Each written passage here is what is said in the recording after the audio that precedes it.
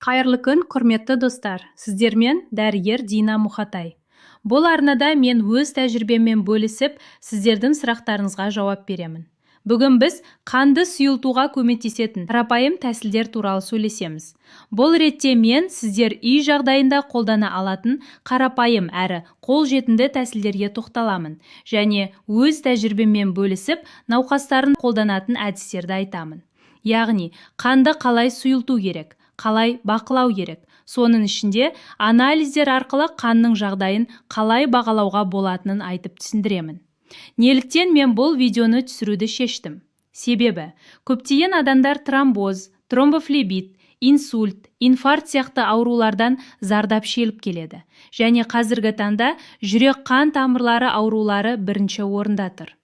Енді сұрақ, не үшін қанды сұйылтамыз?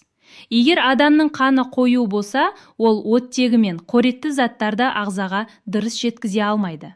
Зат алмасу баяулайды. Нәтижесінде қою қан тромбтардың пайда болуына әкеліп, соның салдарынан инфаркт пен инсульт сияқты қауіпті аурулар дамиды. Медицинада тромбтың түзілуіне қарсы препараттар екі топқа бөлінеді: антиагреганттар және антикоагулянттар.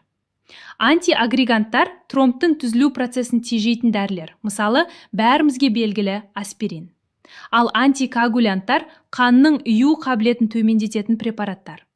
Қалай болғанда да мұндай дәрілерді дәрігермен кеңеспей, өз бетіңізше қабылдауға қатаң тыйым салынады. Себебі кейбір дәрілерді қабылдау барысында жанама әсерлер пайда болуы мүмкін. Қызыл иектің қанауынан бастап, мұрыннан қан кету, тіпті миға қан құйылу, немесе асқазан ішек жолдарынан қан кету сияқты ауыр жағдайларға дейін барады. Енді тромбтың алдын алып, қанды сұйылту үшін не істеу керек? Осы сұраққа жауап берейін.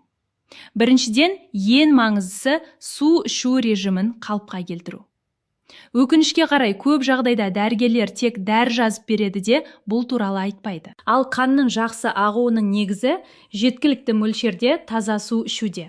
Кем дегенде күніне 1,5 литр. Әсіресе таңертең аш қарынға ішілген алғашқы стакан өте пайдалы. Ал ағзаға су жетіспейтінін қалай білуге болады? Өте оңай. Қан талдауын тапсырып, гематокрит көрсеткішіне назар аудару керек. Егер ол жоғары болса, қан қоюланған деген сөз.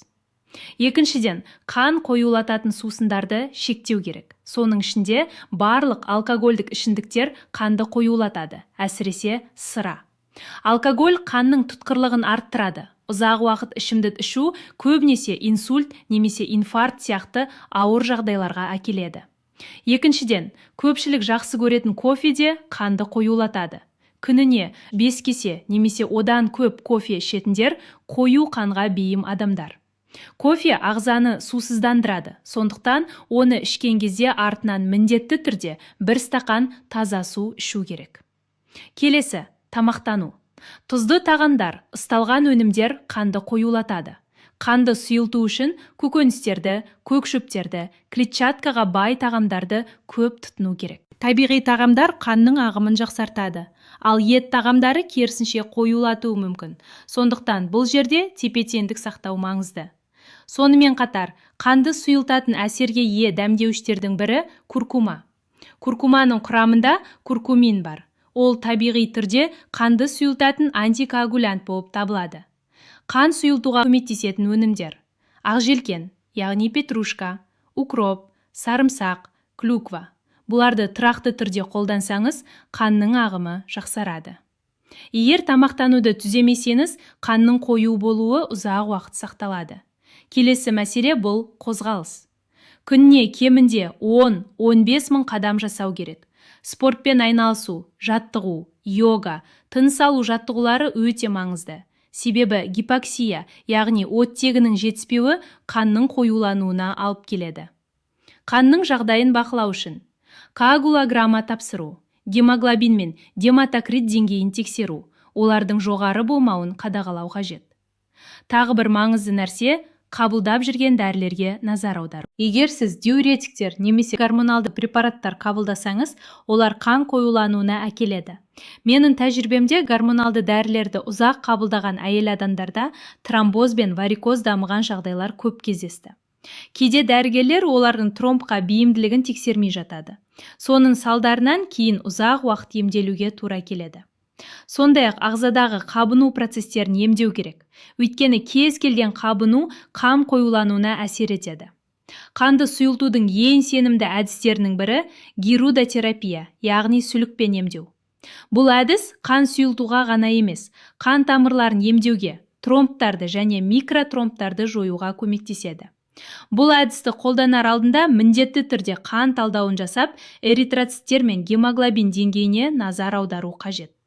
Егер бұл көрсеткіштер төмен болса, онда бұл ем қарсы көрсетілім болып табылады. Фитотерапияда қан сұйылту үшін 3 тиімді өсімдік бар: түйежоңышқа, ақ талдың қабығы және тобылғы. Оларды қолданғанда 2 маңызды ережені сақтау керек. Біріншіден, тек дәріханалық өнімдерді пайдалану, екіншіден, оларды қан сұйылтатын дәрілермен бірге қолданбау.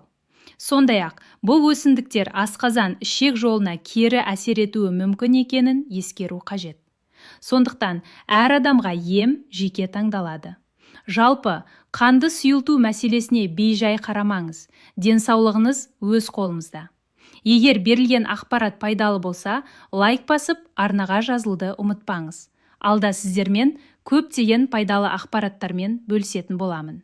Денсаулықтарыңыз мықты болсын.